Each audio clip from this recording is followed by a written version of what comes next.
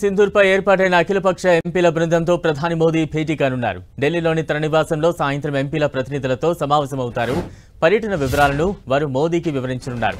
ఉగ్రవాదాన్ని ఎదుర్కొనేందుకు భారత్ అనుసరిస్తున్న కొత్త విధానాలను వివరించేందుకు ఎంపీలతో 7 బృందాలను ఏర్పాటు చేసింది. వీళ్ళు 33 దేశాలకు వెళ్లి ఇండియా తీసుకున్న నిర్ణయాలను వివరించింది. ఉగ్రవాదానికి వ్యతిరేకంగా మద్దతు కూడగట్టారు. ఈ బృందాల్లో మొత్తం 59 మంది ఎంపీలు, మాజీ దౌత్యవేత్తలు ఉన్నారు. BJP MP Ravishankar Prasad, Shiv Sena MP Shrikant Shinde, DMK నుంచి కనిమొళి, కాంగ్రెస్ నేత శశి థరూర్ వంటి సీనియర్లు ఈ బృందాలతో కలిసి జపాన్, యుఏఈ, రష్యా, స్పెయిన్లో పర్యటించారు.